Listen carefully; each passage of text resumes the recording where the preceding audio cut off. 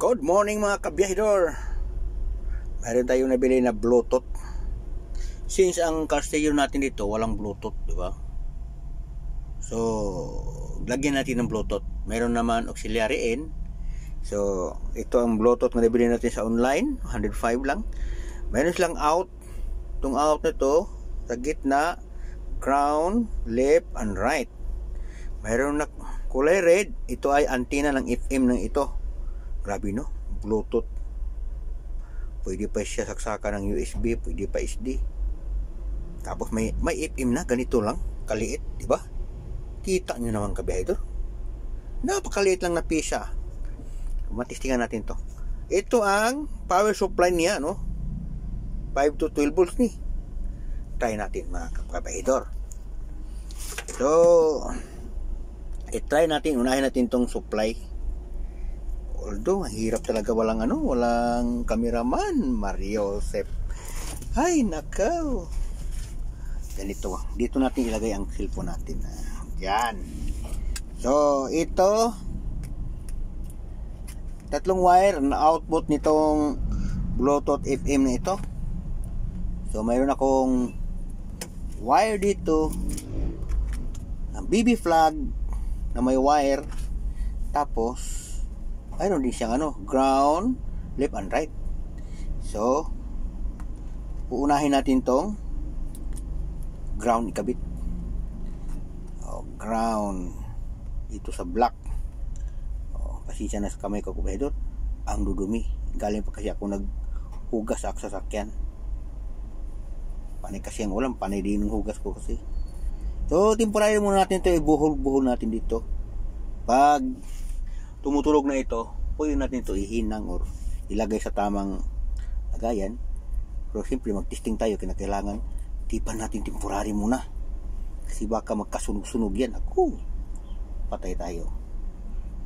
Sabagay, mura lang to. 100 lang. 105 plus shipping, 130 lang yata to. Nabayaran ko sa para sigurado, tipan lang natin to. Kasi tagal dumating pag mag-order tayo ng bago.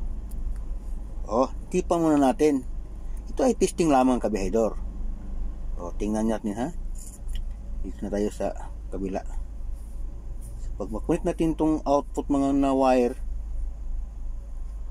Tip. So, pagtipan lang natin. Although hindi natin ito matesting na sa Bluetooth talaga. Sounds kasi isa lang yung cellphone natin, no? Pero pag tumutunog ang FM nito, kasi may FM to FM MP3. So okay na yan. Pag mayroong magsabi Bluetooth in, Bluetooth, yan na yan. Ito ang negative sa supply. Nako, kailangan to tipan maigi kay supply na. Nandito ng kuryente banda, Although maliit lang voltahe pero masusunog pa rin ang natin. Ito ang positive, So, tali natin. Lang to kabiyahidor, testing lang to. Buhol-buhol lang muna. Saka na natin to ayusin kung epektibo ba to. Disclaimer na kabiyahidor, hindi ako technician ha. Napanood ko lang to sa sa mga nagtutorial. Ito ang niya kabiyahidor, remote control sa maliit na mananap na ito. Kita mo naman. So, i-review natin. Ito ang output, galing sa FM Bluetooth. So, output, ito ay papunta sa dito, sa auxiliary in ng car stereo natin na Pioneer. Tapos, dito sa kabila, power supply. May positive, negative. So, mayroon na tayo dito. Naglipat at yung nalagayan, ha? Wag sana masunog. So, dito natin supply. Dito. Tusok natin. Mandar ba? Sunog na. High Bluetooth. High Bluetooth na. Okay na daw. So, ito na naman. Ilagay natin sa auxiliary in. Dito. Diba? So, kinakailangan din i-sheet natin dito sa auxiliary in. O para malaman natin. Hindi naman tumutunog, no? So pa para matestingan talaga tumutunog ba siya.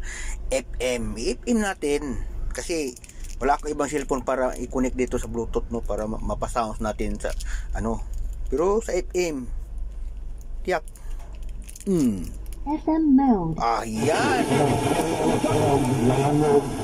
Kita nyo, kabahidor? Lipat natin sa magandang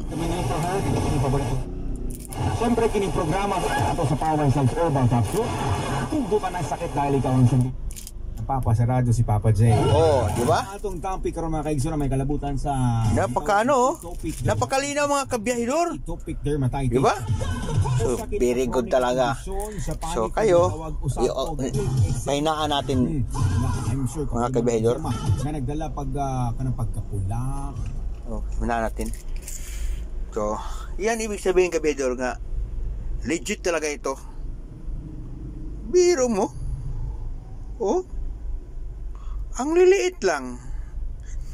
May FM na, may Bluetooth ka pa, may USB.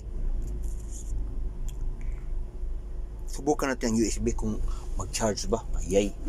Dito na naman tayo sa subok-subok. Ito ang wire sa FM. Babaan natin yung pag At least nasubukan na natin na talagang mag-function siya. Dito na naman tayo sa dito. Kasi wala tayong cellphone na i-testing, no? So, i-testing ko dito kabihedor.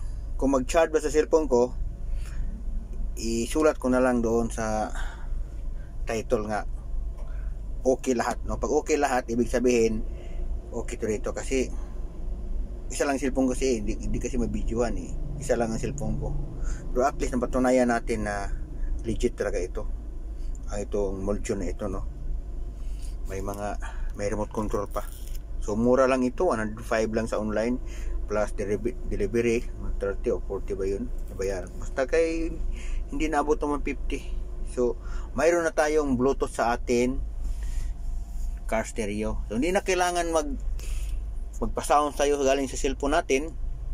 Kuha tayo ng cord para isaksak dito. Ngayon hindi na kasi mayroon na tayong Bluetooth. So mag-Bluetooth na lang. So yan lang kami medyo sinishare ko lang tong nabili ko na maliit na mananap na ito. Legit pala talaga siya. So kung yung amplifier niyo or kahit anong mga appliances na walang Bluetooth, pwede kayo bumili ng Bluetooth dito. Tapos ipasok niyo lang dito, no? O dito gawan niyo ng para malusot, di ba?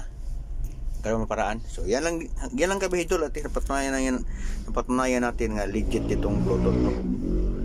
Thank you. May FM pa, may Bluetooth na. Ay.